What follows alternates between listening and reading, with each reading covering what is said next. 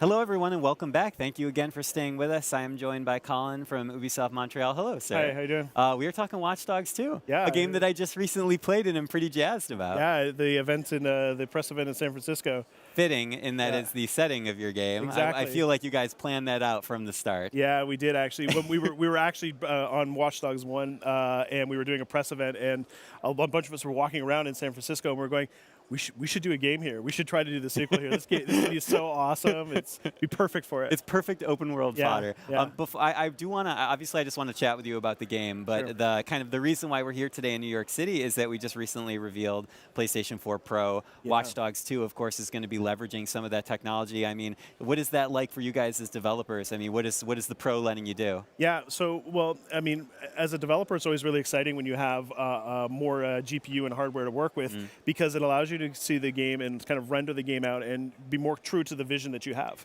I mean, when you're developing a game, you start off with very high-res assets, and then you kind of pack them into the game, and you can sort of try to get it all to fit and fit into frame rate and the memory and everything like that. And so when you see the game on the PS4 Pro, it's like so much closer to our vision. The details there just kind of pops off the screen, and I don't know, it's just kind of, it's so cool to see your work like look that shiny and spectacular. Just glowing. Yeah. It just glows. And actually, I really like that because truer to our vision is, I think, an important point to make there. Because it's not just about like if you have a 4K display or not. It's also about like that hardware being able to push a little bit harder and kind of showing off what you guys have done from the source material. Exactly. Right? Yeah. Well, there's so much detail in the world, in the city, the texture detail that's in the buildings. But you know, like San Francisco is a very bright and vibrant place. You've got a lot of beautiful areas like Clarion Alley, where you've got this beautiful graffiti, and you have all these people walking around, and every area is different, and it's the differences in these details. So if you really want to feel that difference when you're looking at it on on a much higher resolution, it feels more immersive. It feels more real. But of course, Watch Dogs 2 is also available on PS4 Standard. It's going to look great and play great on both. So let's talk about the game then, because that's obviously why we're here. Tell me a little bit about what your role was on this project. Okay, so I'm the animation director, but I also take on the role of Living City direction as well too. So basically, that's all of the animation for the main character, the AI in the game, but also the civilians who are their own form of AI. And then combining that with all the different clothing and kits, because it's a very diverse city, so you want to feel that each person is different as you go around. So, the people in Chinatown are different than the people in the Tenderloin, and the people in Silicon Valley are different than the people in Oakland, and they act and talk and behave and, in some ways move differently. That's like a huge amount of responsibility, dude. Yeah. That is a lot of stuff going on. Yeah. How do you have the hours in the day for that? Well, we have a really big team for that, and team effort. Team not effort just you. for sure.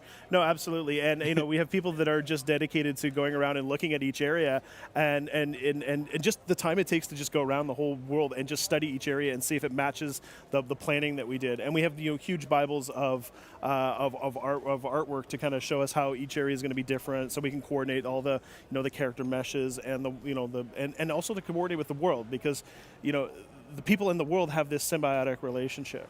Yeah. So then tell me a little bit, because obviously this game is kind of very near and dear to me already, because it's set in a place that I've lived for so many years, right? Were you guys just chilling in San Francisco for like just forever, taking pictures, studying? I mean, tell me a little bit about the research process. Well, we did 2 scouting trips to San Francisco, but of course, we have the edge. That's it. That's all you needed. It's all we needed, because. But you have a team, we have a team, but we also we travel there a lot. Yeah. Because our one of our offices is there, and but it is also a really easy city to kind of like. To study online, right? We have a lot of tools online, and we have a resource team in Paris that helped us build a research tool that allowed us to kind of go street by street, city by city.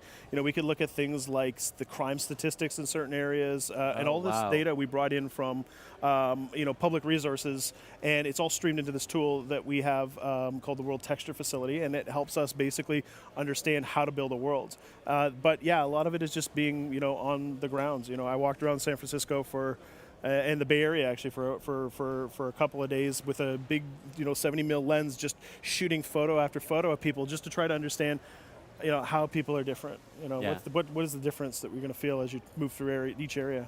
So then tell me a little bit about Marcus Holloway, our hero here, because he's quite different from the original hero in Watch Dogs. Yeah, well, San Francisco is a new city with a new, with a different look than Chicago, and Marcus is a kind of a reflection of the Bay Area. He's a native of Oakland. And he's Oakland. Yeah. And native Oakland, and he's a talented young hacker. In the story, we're playing as DedSec, and DedSec was the hacker faction from Watch Dogs 1. So we've kind of flipped the stakes a little bit. And but Marcus has been singled out and profiled by the C2S system as somebody who's dangerous, and he's not. He doesn't start out being dangerous, and so. This is kind of like part of his quest to sort of show and expose to people what big data could do to us, how that could be treating us unfairly, and how it could be singling him out, singling all people out. Absolutely. So this is really the story of the game is the story of Marcus, is the battle against corporations that seek to exploit us through our data, through technology. So then, yeah, absolutely. And then in terms of the hands-on time that I got recently, which we alluded to earlier, one of the things that I really loved was just the new ways, the kind of contextual hacks that Marcus has available to him. Yeah. I mean, there's a lot of new stuff in this game. I was hoping maybe you could touch on some of that. There's one of the big feedbacks from Watch Dogs 1 was that players wanted more depth in the hacking. So each hack that you do is contextual.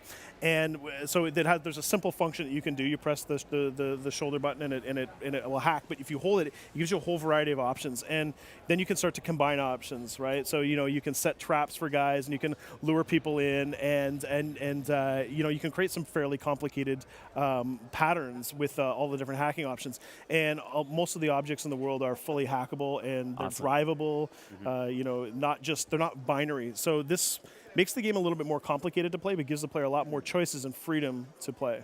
So what's that like to balance that out then? So, I mean, you are enabling the player more access to the world, but in turn that means that, like you said, it's a little more complicated. Well, you have to build it in a very systemic way so that the audience, the players can basically do what they want. So you can't restrict them in any way. You have to say yes to everything.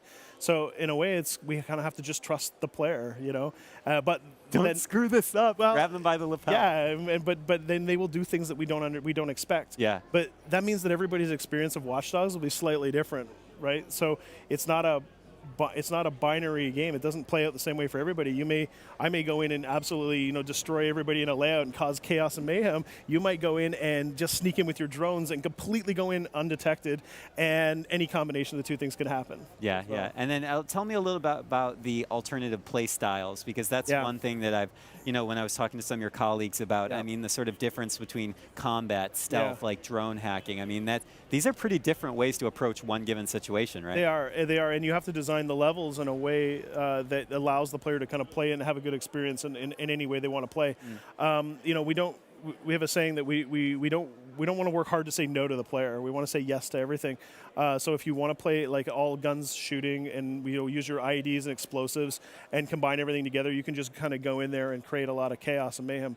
But if you have the drones and you have all of the objects in the world, and as you start to combine this together, you can play this either trickster approach where you kind of use your tools to take people out, or you can just go completely ghost. And it's kind of a challenge to play it that way, because it's a little bit more. You got to think a little bit more, but also the tools allow you to play in a way where you're not always falling into combat.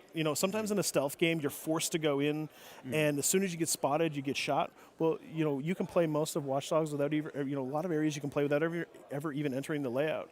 You can do it all remotely through the drones, through the hackable objects, and there's just like an endless number of options that you can try. That is so rad. I love that. I'm just more and more pumped now. That was the whole purpose of this interview, by the way, is just to jazz me up for launch.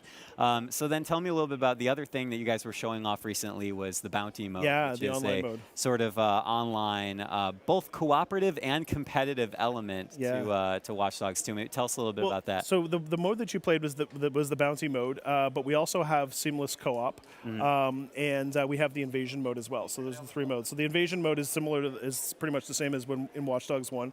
where a player will invade your game space and will try to steal your data. Then we have the co-op mode, which you played with one of our demoists, and she probably saved your butt a bunch of times. Actually, we tried to go stealth, and it failed miserably, and I think I got her in a lot of trouble. But that's okay. We made it. She was prepared for that. She was. So that, but then co-op is a great way to sort of tackle a lot of the open world stories. But then you play bounty mode. So bounty mode is where one player basically has to survive against 4 other players, but you have the whole city at your disposal. All the hacks are available, and it's just complete chaos. So if you survive the bounty mode, the rewards are super, super high. Okay. So it's awesome. And when we were playing it, we were demoing it. There was just like, from the bounty mode area, there were just screams of joy and terror and it was so loud. Defeat. It was defeat. yeah. A game is good when it's in multiplayer, when people are screaming at each other. Well, we're almost out of time. Sure. May I ask, what is your sort of takeaway from the event today at New York City? Do you have any particular highlights or something you're really excited about? Well, I'm just really excited that we can show our games, our game Watch Dogs, and also For Honor. We can show off how these games look, and we can and we're able to offer players the good PlayStation Core experience, but we're able to offer this enhanced experience. And I'm just really excited to play games that can look that good. Yeah. It's a little bit like, remember when the PS3 came out and it was in HD, and I remember people coming over to my house to watch me play because they couldn't believe how good it looked. And it felt like something. It felt like something. Yeah. It was an emotional experience in terms of seeing things that were so good looking. Yeah, absolutely. Well, and I'm also excited that I got to chat with you today. Yeah. So thank you, Colin. Very cool. It's great to have you here. And, of course, it's great to have everyone watching at home. We will have a lot of this content viewable in 4K on video on demand in the days to come, so stay tuned for that.